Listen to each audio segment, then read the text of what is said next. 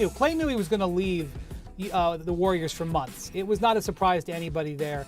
And so he spent the spring shopping for a new team. He was watching the way the Mavericks were playing. He saw the Mavericks missing all of those threes in the finals, and he obviously saw he'd be a perfect fit there. So I'm not surprised the fit. The thing about it is, when you look at different situations with different teams, what Klay was doing for the Warriors last year may not have been the type of thing that the Warriors needed, but it is exactly what the Mavericks need. It's not just because he's a perfect fit for the Mavericks doesn't make him a perfect fit for the Warriors, especially if he had wanted a salary that was much, much higher than this. This salary, this role, this team, this time really does make sense, because what you saw them need, as Chiney was talking about, is exactly what Klay can provide.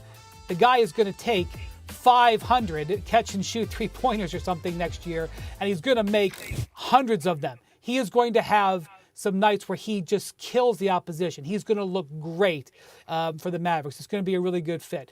The reason you just want to see a little bit more, first off, when it comes to the whole West, it's a very competitive situation.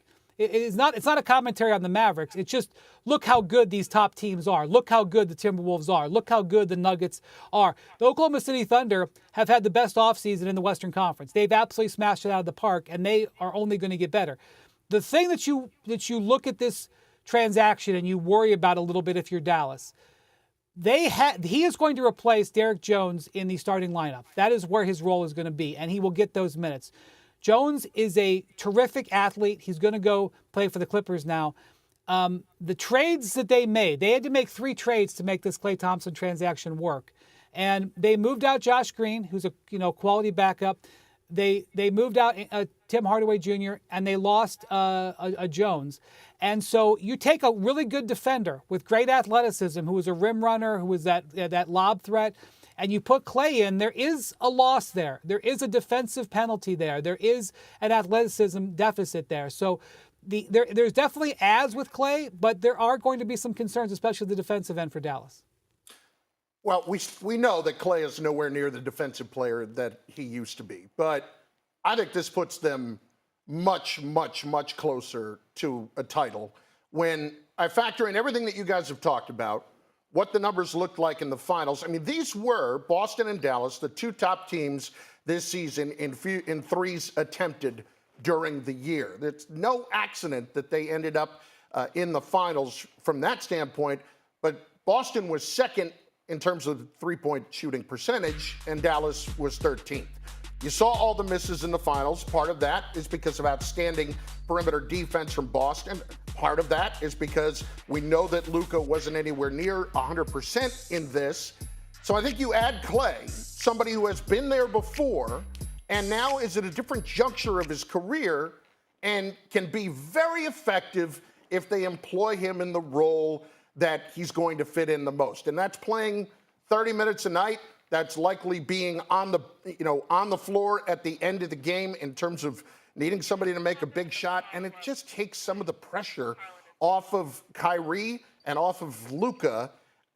2 guys who have come together in the last year after that failed initially, and they seem to have found the right chemistry together, and now they add somebody who has been there and won 4 championships. All of those are very good things. The one thing I do think that we need to remember is that, second half of the year, really after the trade deadline, the Mavericks were much, much better defensively. And it was a surprise to a lot of us because it had been bad, very bad, as Chiney was talking about, historically bad at times. I'm not going to sit here and expect them to be a dominant defensive team. I will expect them to be more consistent in that regard. Times last year was tough where it wasn't as joyful as it had been in the past, and it's nice to kind of shed that and have a whole new fresh start, whole new group of guys to get to know and co-workers, so a whole new city. It's really cool, and I'm going to embrace the heck out of this opportunity. Sometimes, breakups are necessary to do what's right, and I'm not the first athlete in the NBA to go through this. I'm very grateful for my time at Golden State, but I just felt like, moving on could just re-energize me and do something special for the rest of my career. And Dallas was so attractive because of the young players they have, the style of play. When I was watching the playoffs and I'm watching the Mavs, make a run for the championship, I just saw myself fitting in really well with this team and the personnel, and they look like they have fun playing with each other and they play for each other, and that was very attractive for me, and that's really all I needed to see, and there's mutual interest there, and that's why I'm here. I mean, Klay seems excited, right, to try something a little new, try and help Luka, Kyrie company get over the hump after losing in the finals last month. So, Mr. Lowe, let's get the lowdown here. How much better does Thompson actually make the Dallas Mavericks? I think the Mavs are probably a little bit better with Tim Hardaway, Josh Green, Jerick Jones Jr. out, Klay in, Quentin Grimes in, Najee Marshall in. I think they're probably a little bit better, and their upside is higher because their shooting is going to be so much better with Klay on the floor. He is going to feast on open looks from Luka and Kyrie. Offensively, it's going to be a great fit.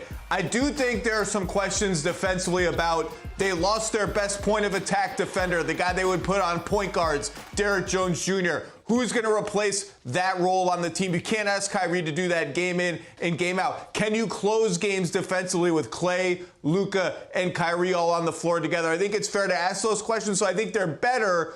A little bit better, not a ton better. Yeah, I was actually thinking as you were talking, Zach, a little, a lot, a ton. I'm right in the middle, per usual. I think they got a lot better, but so did the rest of the NBA. There we go. Thank you. A little, a lot, a ton. I think they got a lot better because the reason why they struggled in the NBA Finals was the lack of catch and shooters out there, and he fits that seamlessly, but there are other issues that they have to deal with, like their defense. And also another issue overall is that their lack of offensive versatility down the stretch. When they went heavy ISO ball between Luka and Kyrie, they just didn't have many options once going up against the Boston Celtics defense. So they need to find more versatility amongst their star players. But fixing that problem that got you to the NBA Finals and you fell short, Klay Thompson fixes a lot of that. I'm excited to see what this team does to grow, because one thing I like is Luka, the maturation of Luka Dončić. A lot of people point to the influence of Kyrie Irving. Now you're adding another person with 4 championships on the perimeter to add to that experience that you can only imagine that Luka is going to continue to be better. And he was already sensational last year. So I talked to Nico Harrison, who's the general manager of the Mavericks. He said flat out, we got Klay for June. We need him in June. How many games did the Mavericks have in those finals where they just a play here, a play there, a wide open shot that they couldn't hit there? I mean, you need championship experience. And tonight you're talking about it, how important Kyrie was for Luka and how he calmed him down. When I asked Luka, what did Kyrie do for you? He said he gave me a sense of calm, which is. I mean, look at Klay Thompson. You know what Klay Thompson is like. He's Captain Klay out on the boat. I don't know where he's going to park the boat Lake in Travis. Dallas. Lake Travis, you know Texas, right? Texas knows. But that's Klay's been there. He's been to the finals so many times. Like, they needed that professionalism. They needed that experience. And I think that's why Klay is such a good fit. I like that peace notion, because playing also for June doesn't mean that you have to play for October, November, January. Like, Klay was, a lot of pressure was on him over the last year. This is a place where the pressure is taken off. Especially with his options potentially being the Lakers, where the limelight would still be on him. He's looking for that peace. And I think lastly, when it comes to styles, this style is going to be great for Klay, because in Golden State, they were the track meet boys. Not just the Splash Brothers, they were the track meet boys. They had to run around to get their shots. He won't have to do that. That is probably more peaceful mentally, especially as he's trying to get his game all the way back. Well, and Klay sort of mentioned the space that Kyrie and Luka will give him. So his off-ball movement, being able to thrive with his three-point shooting, the amount of attention that the other stars will get, it'll kind of allow him to find himself a little bit. Hey, what's up, guys? Jag from Jaggy Sports here.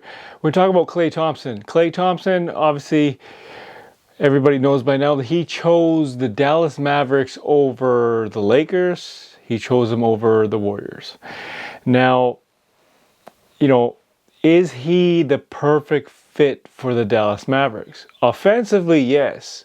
Offensively, this is a match made in heaven, because Dallas is a team that likes to shoot a lot of threes, and Klay Thompson is all about that. He's all about the threes, right? So now Jerick Jones Jr. is on the Clippers. He was on the Dallas Mavericks last year. So you lost Jerick Jones and you gained a high prolific three-point shooter. I get it. You upgraded completely. Perfect fit offensively. But when it comes to defense, which, by the way, wins championships, defense is damn near important. You lost that. You lost all the defense. And now you have to find it somewhere else. You got Najee Marshall, you got Quentin Grimes, you added them to the mix. That was awesome.